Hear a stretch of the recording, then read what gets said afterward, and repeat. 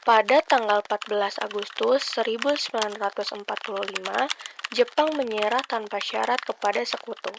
Berita tentang kekalahan tersebut sangat dirahasiakan oleh Jepang. Bahkan, semua stasiun radio disegel oleh Jepang. Tetapi, tokoh golongan muda yakni Sultan Syahrir, Wikana, Darwis, dan Chairul Saleh mendengar kabar ini melalui radio BBC.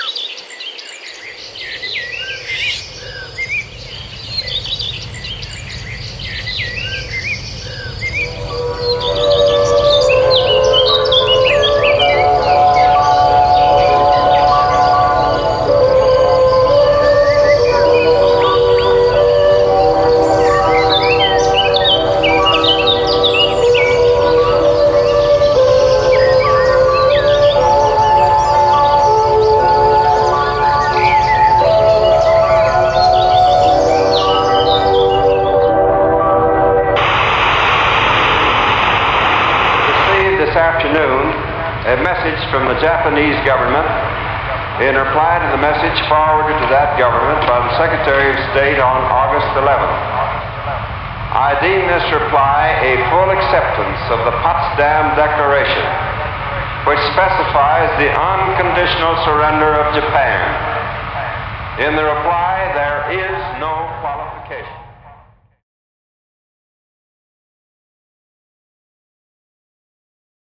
Halo saya mendengar dari radio BBC London bahwa Jepang malah belas musuhnya. Maka akan terjadi kekosongan kekuasaan. Kalau begitu, kita harus mendesak golongan tertua Armaung Sano untuk segera memproklamirkan kemerdekaan. Benar itu, Jepang sudah tak ada lagi wewenang di negeri kita. Kita harus memanfaatkan momen ini. Betul sekali, kawan. Tetapi jangan sampai proklamasi kemerdekaan diproklamirkan oleh PPKI. Kenapa aku berpendapat demikian semua? Karena PPKI adalah badan bentukan Jepang, maka tidak ada campur tangan Jepang untuk proklamasi kemerdekaan.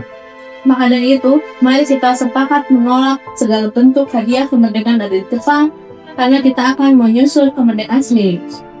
Bung Syahrir benar. Kemerdekaan itu adalah hak dan persoalan rakyat yang harus segera diproklamasikan. Mari kita semua meminta kepada Insinyur Soekarno dan Bung Hatta untuk memutuskan segala hubungan dengan Jepang. Tepat sekali, kalau begitu, Bu Wikana dan Chairul harus segera pergi ke kediaman Soekarno untuk menyampaikan kabar saya ini. Saya dan anggota lainnya akan memerintahkan anggota pemuda untuk merebut kekuasaan dari Jepang. Tanggal 14 Agustus 1945, Syahrir, Wikana dan Darwis tiba di kediaman Soekarno di Jalan Pegangsaan Timur nomor 56 Jakarta, sekitar pukul 21 waktu Indonesia Barat. Keduanya menyampaikan hasil-hasil keputusan rapat. Pada pertemuan ini, datang beberapa tokoh nasionalis seperti Muhammad Hatta, Iwakusuma Sumantri, Samsi, Buntaran, Sudiro, dan Ahmad Subarjo.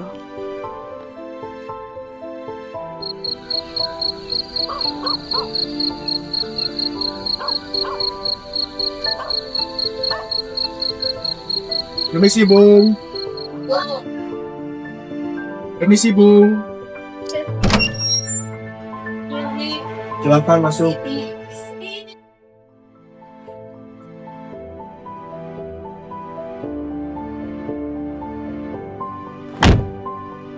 Ada maksud apa saudara-saudara datang kemari? Saya mendengar berita bahwa Jepang menyerah kepada sekutunya dari radio BBC London di Bandung. Maka dari itu tadi siang, golongan para pemuda berkumpul dan mengadakan rapat. Yang hasilnya, golongan para pemuda setuju dengan Bung Karno dan Bung Hatta segera menyusun kemerdekaan Indonesia. Kita tidak bisa begitu saja memproklamasikan kemerdekaan. Kita harus membicarakan ini dalam rangka PPKI. Kita tidak mungkin membicarakan dalam rangka PPKI, karena PPKI dibentuk oleh Jepang. Kemerdekaan Indonesia asal usaha dari rakyat Indonesia, bukan pemberian dari bangsa lain. Bukan begitu. Kita harus seharusnya membicarakannya dalam rangka PPKI. Karena PPKI adalah badan yang bertugas untuk mempersiapkan kemerdekaan. Apakah kita harus menunggu dari Jepang untuk memerdekakan bangsa ini? Kita bisa, Bu. Kita harus bangkit. untuk memproklamirkan kemerdekaan sendiri. Apakah kita harus menunggu janji manis itu? Jepang sendiri telah kalah dalam perang kecilnya. Kekuatan Indonesia ini takkan mampu mengalahkan amarah para milik Jepang. Coba kau perlihatkan padaku, mana bukti kekuatan yang kau perhitungkan itu? Apa yang akan kau lakukan untuk menyelamatkan wanita dan anak-anak jika terjadi pertumpahan darah? Bagaimana kita akan mempertahankan kemerdekaan Indonesia? Coba bayangkan, kita berdiri di atas kekuatan kita sendiri. Tapi semakin cepat kita memproklamasikan kemerdekaan Indonesia, akan semakin cepat juga kita mengakhiri penderitaan rakyat yang sudah ditanggung selama ini. Inilah yang bangsa kita tunggu-tunggu, Bung. Baiklah, tapi mainkan kami untuk berunding tetap. Tidak, kalau begitu, kami pamit undur diri. Akhirnya, karena masing-masing mempertahankan pendapatnya, keempat orang golongan muda tersebut berpamitan kepada Bung Karno. Syahrir, Wikana, Darwis, dan Saleh berpamitan dan bergegas meninggalkan kediaman Bung Karno dengan wajah kesal. Kemudian, para anggota golongan tua yang berada di kediaman Soekarno langsung membicarakan permasalahan tersebut.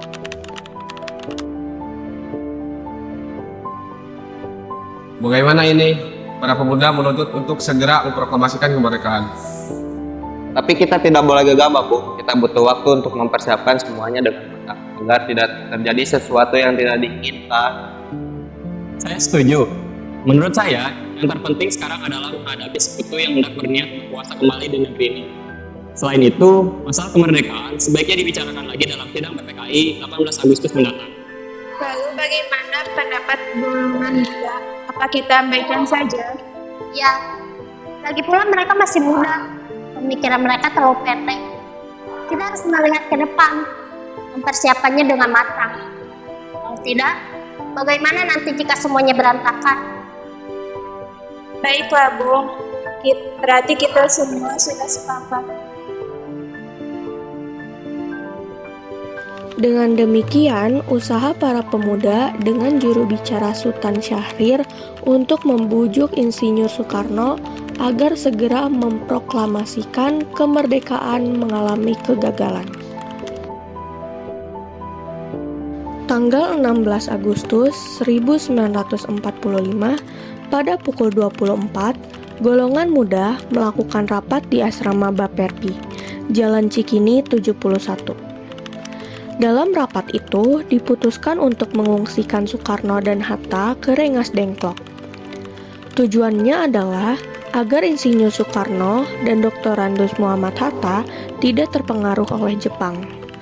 Pada pukul 4, tanggal 16 Agustus 1945, Insinyur Soekarno dan Muhammad Hatta dibawa oleh sekelompok pemuda menuju Rengas Dengklok.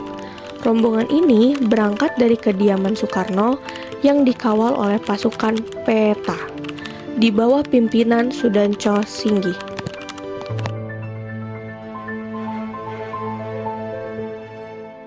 Assalamualaikum. Assalamualaikum. Waalaikumsalam. Ada apa saudara datang seperti ini? Kami bermaksud mengajak Anda dan Soekarno untuk ikut kami menuju tempat pengasingan. Tempat pengasingan, apa yang saudara maksudkan? Ya, kami akan membawa kalian untuk diasingkan agar terhindar dari ancaman bentrokan antara rakyat dan Jepang. Baiklah, kami akan ikut. Baiknya, Ibu Fatmawati dan anak-anak ikut serta, Bu, agar terjamin keselamatan mereka. Baiklah, saya akan mengajak mereka. Hilangnya Soekarno dan Muhammad Hatta secara misterius pagi itu menimbulkan kepanikan di kalangan para pemimpin di Jakarta. Peristiwa ini diketahui oleh Ahmad Subarjo pukul 08 pagi.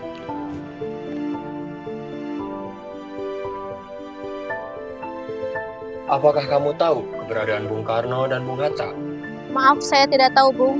Katakanlah kepadaku di mana mereka berada, dan aku akan menjamin mereka ketika mereka kembali ke Jakarta. Dan aku juga akan menjamin proklamasi akan dikumandangkan pada tanggal 17 Agustus 1945. Selamat lambatnya pukul 12 siang. Baiklah, kami akan menunjukkan tempatnya di Rengas Dengklok. Setelah mendapat beberapa kesepakatan, diutuslah Yusuf Kunto untuk mengantar Ahmad Subarjo dan Sudiro ke Rengas Dengklok. Setelah sampai di sana, Mr. Ahmad Subarjo akhirnya menjemput Insinyur Soekarno dan kawan-kawan. Selain itu, Mr. Ahmad Subarjo berhasil meyakinkan para pemuda untuk tidak terburu-buru memproklamasikan kemerdekaan. Sekitar pukul 23, rombongan Insinyur Soekarno sampai di Jakarta untuk sesaat pulang ke tempat masing-masing. Lalu, langsung pulang menuju rumah Laksamana Maeda untuk merumuskan naskah proklamasi. Tanggal 16 Agustus 1945, pukul 23 waktu Indonesia Barat, rombongan tiba di Jakarta. Bagaimana kita membicarakan naskah proklamasi untuk mendeklarasikan kemerdekaan kita? Kita butuh tempat untuk membahasnya, Bu. Tapi hari sudah malam, dan pihak Jepang tak mungkin mengizinkan kita untuk melakukan kegiatan sekarang. Apalagi jika mereka tahu bahwa kita hendak membicarakan rencana proklamasi. Saya punya ide, bagaimana kita meminjam rumah perwira Jepang, Laksamana Maeda? Ketika Insinyur Soekarno dan Muhammad Hatta datang ke rumah Laksamana Maeda, di sana sudah menanti Burhanuddin Muhammadiyah dan surat kabar Asia Raya. Semaun Bakri dari Jawa Kokokai, Sayuti Melik, Iwa Kusuma Sumantri, dan para anggota PPKI. Sementara itu, Ahmad Subarjo dan Iwa Kusuma Sumantri mendatangi kediaman para pemuda untuk mengajak mereka ke rumah Laksamana Maeda. Permisi. Permisi. Silakan masuk Bapak-bapak. Tunggu dulu, bagaimana mungkin kita akan merumuskan suatu teks proklamasi di rumah seorang laksamana Jepang? Tenanglah, silakan masuk semuanya. Saya menjamin selama Anda berada di rumah saya, hak Anda sekalian akan terjamin keselamatannya. Baiklah, di ruangan mana kita dapat merumuskannya? Silakan Anda berdiskusi di ruang makan. Saya akan pergi istirahat dulu. Terima kasih, Pak Perwira. Ya, sama-sama.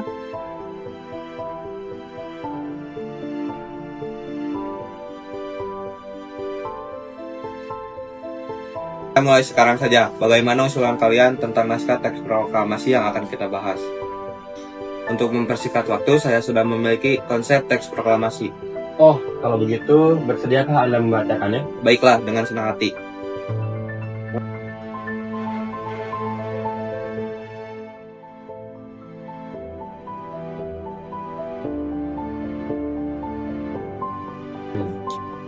Bagaimana jika kalimat pertama dalam teks proklamasi diambil dari rumusan BPU PKI? Ya, baiklah. Lalu rumusan apa yang akan diambil? Bagian yang merupakan pernyataan bangsa Indonesia untuk menentukan nasibnya sendiri. Baiklah, ide yang bagus. Ada usulan lain? Bagaimana jika kalimat kedua diubah menjadi pengalihan kekuasaan? Ya, itu lebih baik dan saya juga setuju. Lalu atas nama siapa proklamasi ini? Karena ini semua berkat jasa-jasa Indonesia, berarti atas nama bangsa Indonesia. Ide yang bagus, Bu. Bagaimana menurut kalian? Ya, kami setuju. Lalu, siapa yang akan menandatangani teks proklamasi ini? Bagaimana jika dibuat seperti Declaration of Independence Amerika? Bagaimana maksudnya? Maksud saya, teks ini ditandatangani oleh orang-orang yang hadir malam ini. Saya tidak setuju jika teks tersebut ditandatangani oleh anggota PPKI. Kenapa Anda tidak setuju? Menurut saya, PPKI dibentuk oleh Jepang dan anggotanya diangkat oleh Jepang. Kemerdekaan ini kita dapatkan atas usaha bangsa kita sendiri. Ya, saya sependapat dengan Anda. Lalu, siapa yang akan menandatangani teks tersebut? Bagaimana jika teks proklamasi ditandatangani oleh Bung Karno dan Bung Hatta sebagai wakil bangsa Indonesia? Ya, saya setuju dengan Soekarno. Baiklah, saya bersedia. Lalu bagaimana dengan Bung Hatta? Ya, dengan saya. Baiklah, jika Bung Hatta setuju. Naskah tersebut diserahkan kepada Sayuti Melik untuk diketik, dan penanda tanganan akan dilakukan setelah naskah selesai diketik.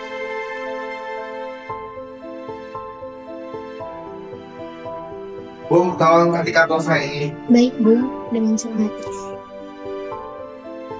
Sesudah naskah teks proklamasi diterima oleh Sayuti Melik, beliau mengubah beberapa kata yang ejaannya dianggap kurang tepat. Beberapa kata yang diubah yaitu kata tempel menjadi tempel dan kata Jakarta 17/8/45 menjadi Jakarta hari 17 bulan 8 tahun 04.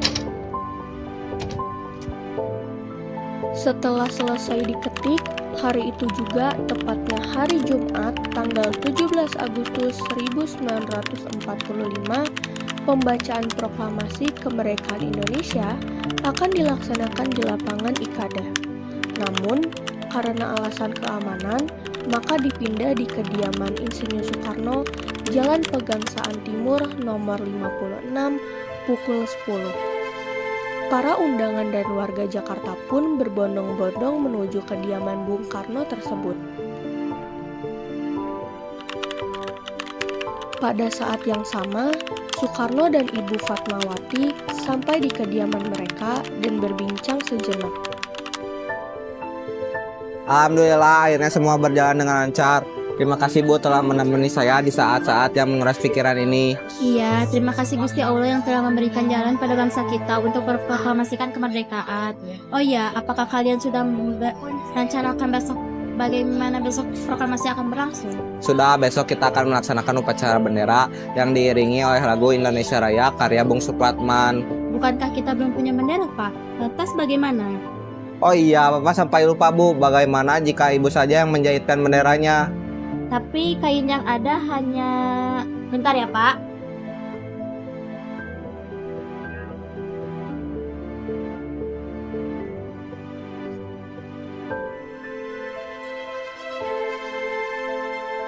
Kain yang ada hanya ini saja, Pak. Merah dan putih, apa tidak apa-apa?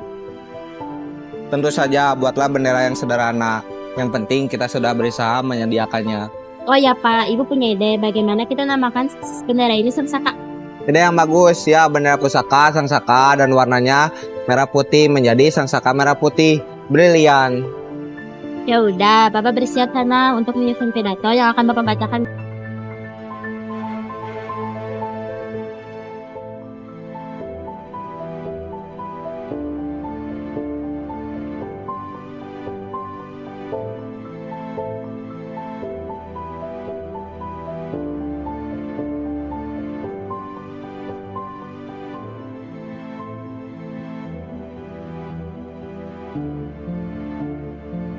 Proklamasi Kemerdekaan hari Jumat pada tanggal 17 Agustus 1945 pukul 10 waktu Indonesia Barat di Jalan Pegangsaan Timur nomor 56. Dilangsungkan proklamasi kemerdekaan Indonesia sesaat sebelum upacara dimulai.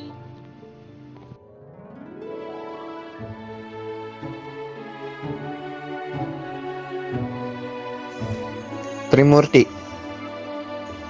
tolong Anda kibarkan bendera merah putih ini sebagai tanda awal kejayaan bangsa ini. Siap, Bung. Saya akan menyuruh anak didik saya untuk mengibarkannya.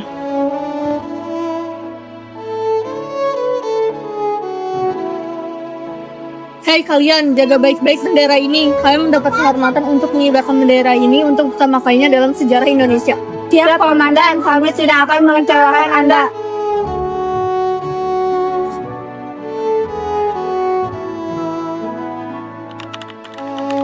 Suasana menjadi sangat hening. Soekarno dan Hatta dipersilahkan maju beberapa langkah dari tempatnya semula. Soekarno mendekati mikrofon dengan suaranya yang lantang dan mantap.